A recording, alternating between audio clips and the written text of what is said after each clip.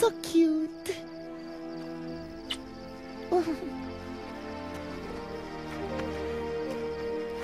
Bye-bye.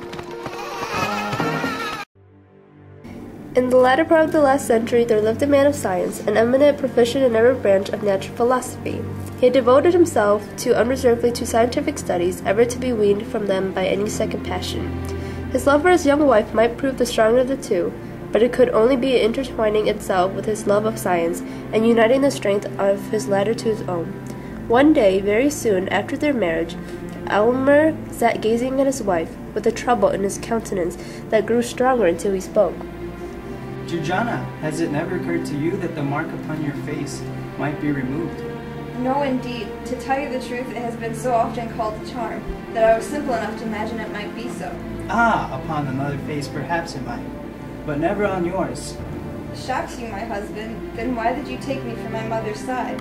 You cannot love what shocks you. It must be mentioned that in the center of Georgiana's left cheek was a deep crimson shape which bore not a little similarity to the human hand, though of the smallest pygmy size. Some fastidious person affirmed that the bloody hand quite destroyed the effect of Georgiana's beauty and rendered her countenance even hideous. After his marriage, for he thought little or nothing of the matter before, Almer discovered that this was the case with himself.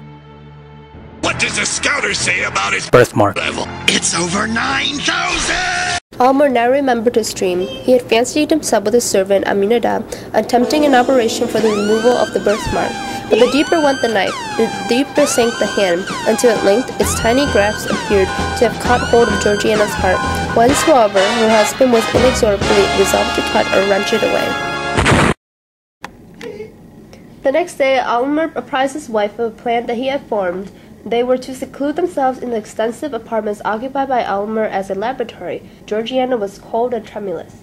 Almer looked cheerfully into her face, with intent to reassure her, but was so startled with the intense glow of the birthmark upon the whiteness of her cheek that he could not restrain a strong convulsive shudder. His wife fainted.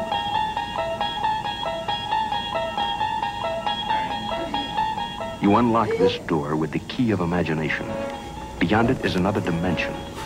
A dimension of sound. A dimension of sight. A dimension of mind. You're moving into a land of both shadow and substance, of things and ideas. You've just crossed over into the Twilight Zone. After Georgiana regains consciousness, Almer applied himself to his labors. After hours of absence, Almer reappeared and proposed that she should now examine his cabinet of chemical products and natural treasures of the earth. And what is this? It is so beautiful to the eye that I could imagine it the elixir of life. It is the most precious poison ever in the world.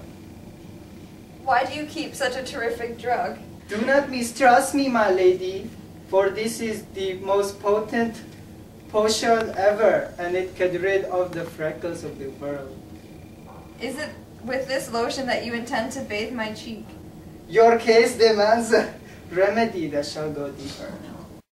To dispel the tedium of the hours which her husband found it necessary to devote the processes of combination and analysis, Georgiana turned over the volumes of his scientific library.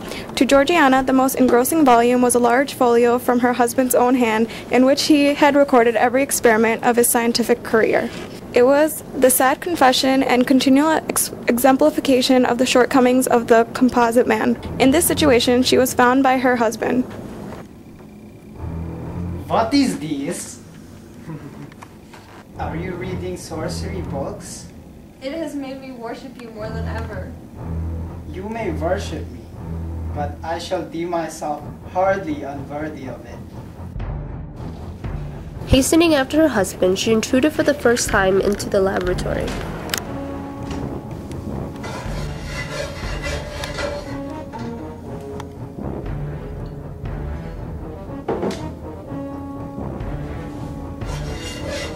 Carefully now, Aminadab.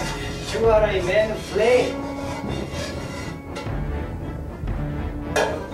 Ho, ho, look, master, look.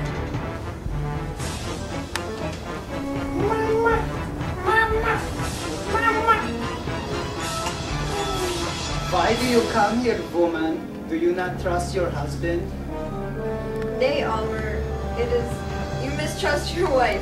Think not so unworthy of me, my husband. Tell me all the risk we run, and fear not that I shall shrink, for my share in this is far less than your own. No, Georgiana. It must not be. I submit. In Almer, I shall quaff whatever draught you bring me, but it will be on the same principle that would induce me to take a dose of poison, if offered by your hand. My noble wife, it shall not be concealed. Why do you hesitate to tell me this? Because, Georgiana, there is danger. Danger. There is but one danger, that this horrible stigma shall be left upon my cheek. Remove it, whatever be the cost, or we shall both go mad. Ah, it has been done. It is perfect. Later on, the sound of her husband's footsteps aroused her.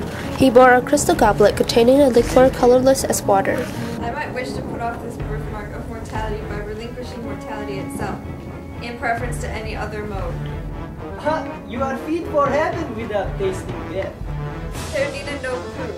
Give me the goblet, I joyfully stake all upon your word. Then drink it. It is grateful. Now, dearest, let me sleep. Almer sat by her side, watching her aspect, and not the tiniest symptom escaped him. By heaven, it is well gone. But she is so pale. Spirit and earth and heaven have both done their part in this. You have earned the right to laugh. Ooh, ah, ooh, ah. My poor Almer. Poor? Nay, rich is happiest, most favored.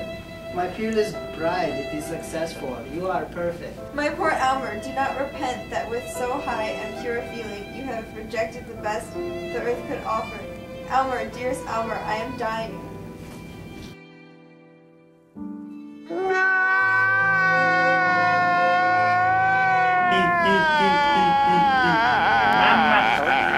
Elmer had failed.